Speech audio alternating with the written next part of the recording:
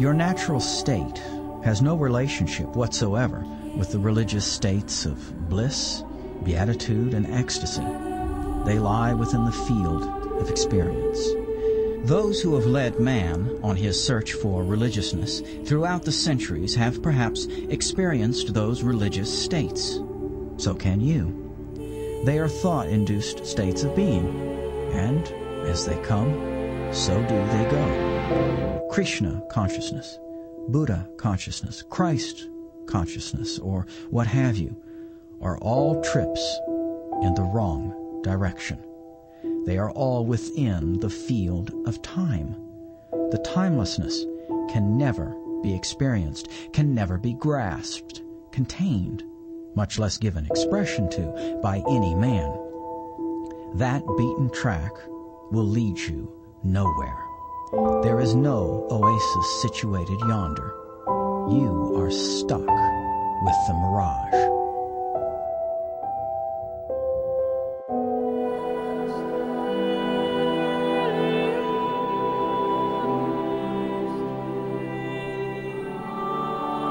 There is no such thing as enlightenment at all. I say that because all my life I've searched and wanted to be an enlightened man. And I discovered that there is no such thing as enlightenment at all. And so the question whether a particular person is enlightened or not doesn't arise. I don't give a hoot for 6th century BC Buddha, let alone all the other claimants we have in our midst. They are a bunch of exploiters thriving on the gullibility of the people. There is no power outside of man. Man has created God out of fear. So the problem is fear and not God. I discovered for myself and by myself that there is no self to realize. That's the realization I am talking about. It comes as a shattering blow. It hits you like a thunderbolt. You have invested everything in one basket, self-realization, and in the end, suddenly you discover that there is no self to discover, no self to realize. And you say to yourself, what the hell have I been doing all my life? That blasts you.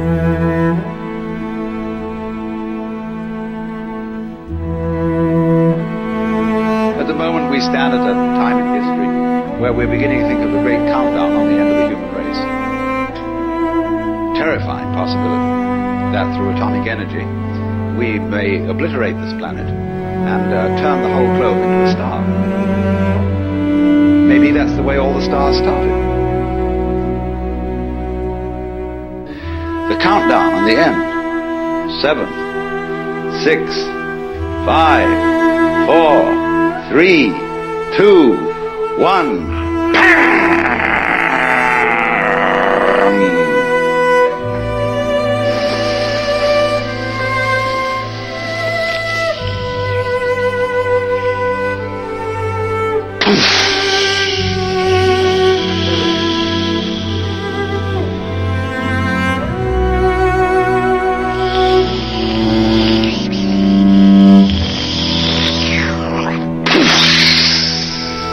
Where have you heard that before? You sit on the seashore and you hear the waves going in and out, and you don't stop to think. That's what you're doing. That's what the whole business is doing. And there are places where the wave mounts and mounts and it gets too big for its boots or whatever, and it spills and breaks. We could do just that. But very important to realize that that's what you're doing, because then you don't get panicky about it. And the person who's going to press that button is the person who's going to panic. So if you realize that that's what it is, and that it doesn't really matter if the whole human race blows itself up, then there's a chance that it won't do it. That's the only chance we have.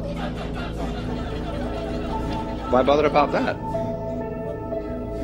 It's just another fluctuation in this huge, marvelous, endless chain of our own selves and our own energy going on.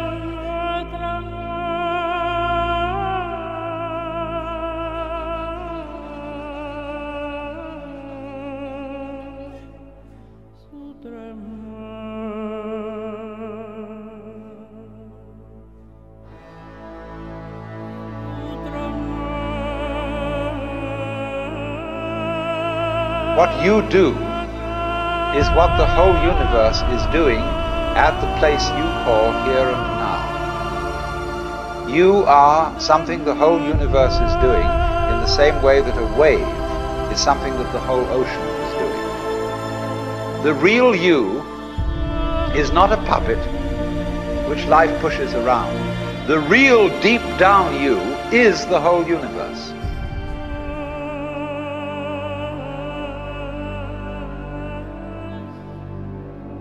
That's us. On it, everyone you love, everyone you know, everyone you ever heard of, every human being who ever was, lived out their lives. The aggregate of our joy and suffering, thousands of confident religions, ideologies, and economic doctrines, every hunter and forager, every hero and coward, every creator and destroyer of civilization, every king and peasant, every young couple in love, every mother and father, hopeful child, inventor and explorer, every teacher of morals, every corrupt politician, every superstar, every supreme leader, every saint and sinner in the history of our species lived there, on the mote of dust, suspended in a sunbeam. The earth is a very small stage in a vast cosmic arena.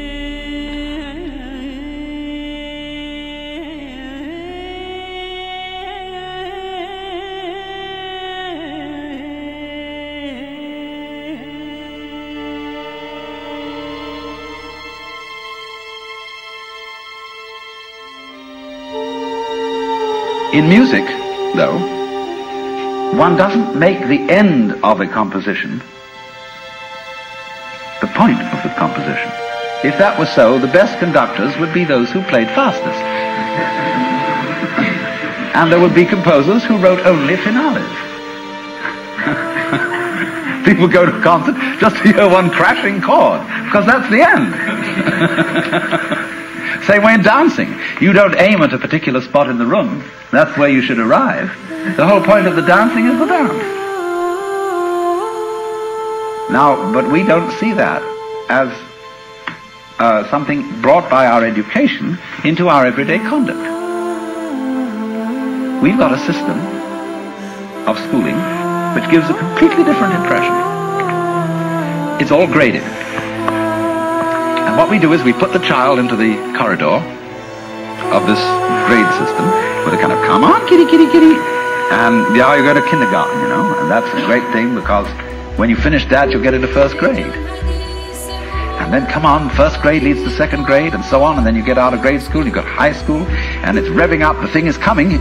Then you're going to go to college, and by Jove, then you get into graduate school, and when you're through with graduate school, you go out to join the world. And then you get into some racket where you're selling insurance, and they've got that quota to make, and you're going to make that, and all the time the thing is coming.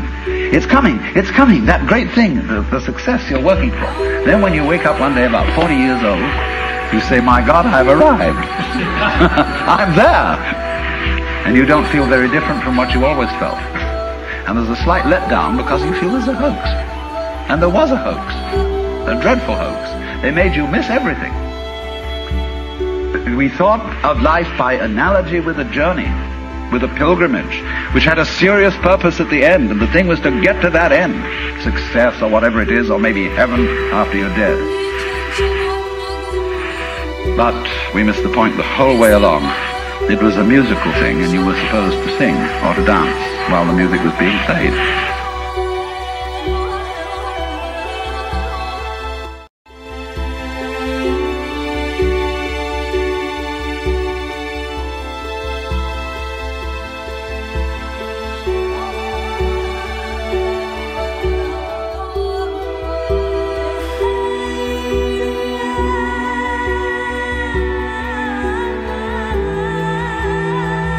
In the great enveloping cosmic dark, in our obscurity, in all this vastness, there is no hint that help will come from elsewhere to save us from ourselves.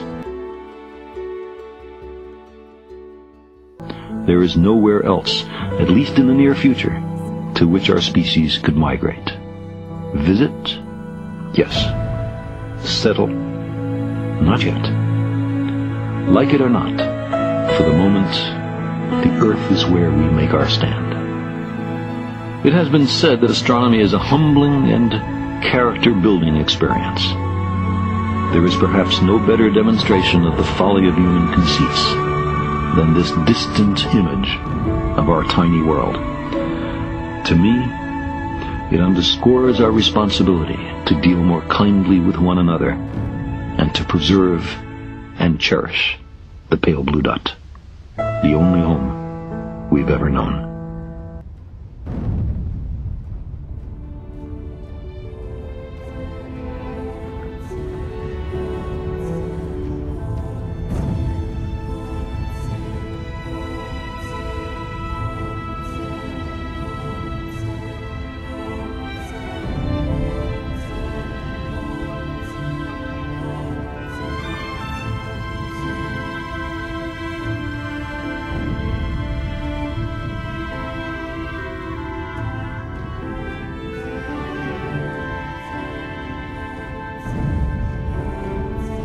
The way out, you see.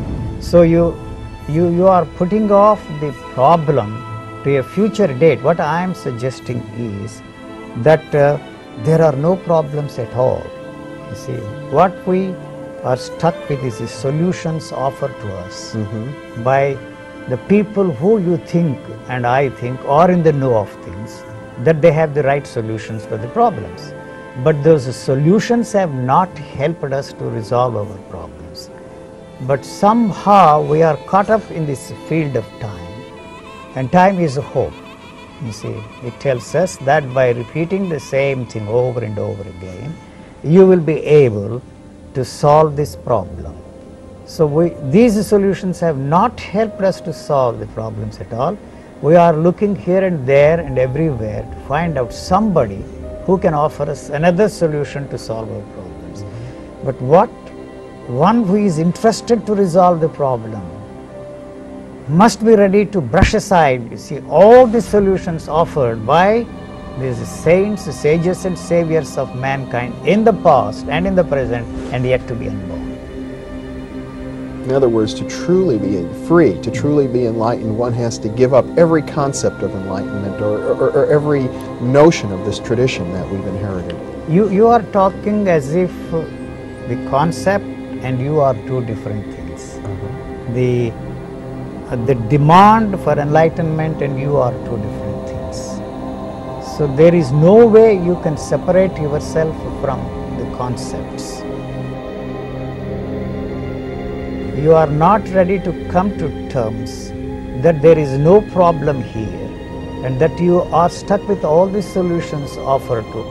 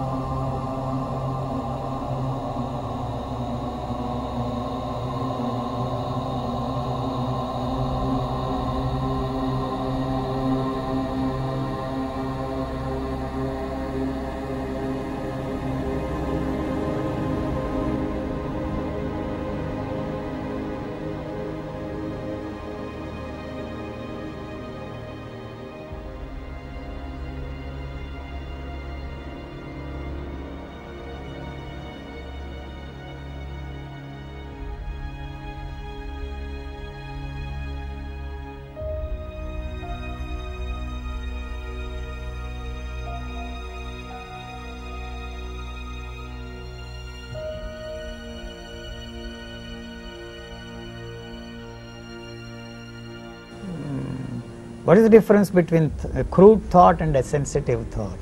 Well, in Western tradition in the 18th century, we had a notion of the Enlightenment which meant, you know, being free of superstition, at least being able to see things as they are. But are we free from superstition? Why do we swallow everything that every scientist dishes out every day? You see, we say it is scientific, but it is not so scientific. They are as dogmatic as the religious people of the bygone days. But because what science has given us, the technology, we invest tremendous faith, you see, in the scientists. Every 4 years, you see, their theories are changing. Intellectual effort to solve the mystery of the physical universe is in vain. Is in vain, because of the fact that the scientist is separating himself from the universe. It is a single unit. You see, the nature and man are not two different things. There is no such thing as your mind and my mind.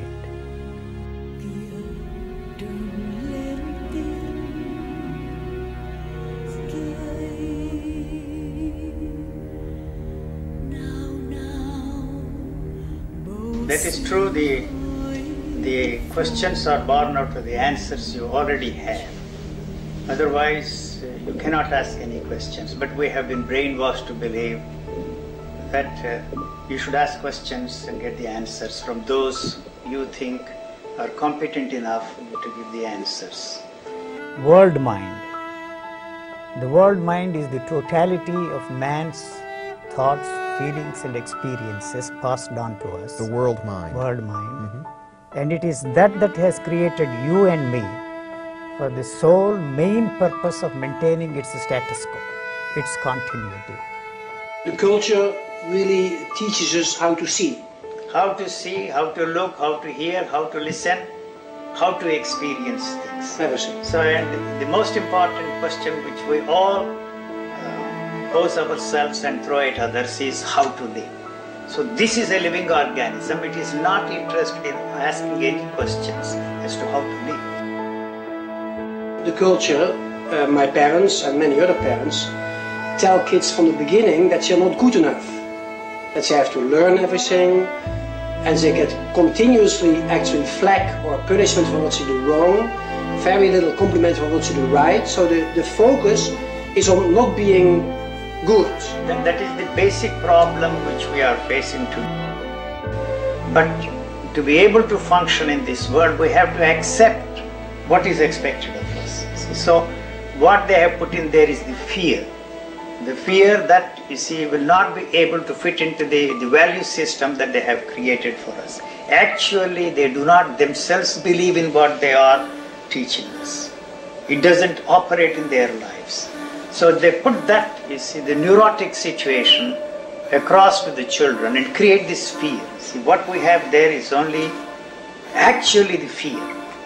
The fear of losing what you know. The fear of losing what you are experiencing yourself through the help of that knowledge.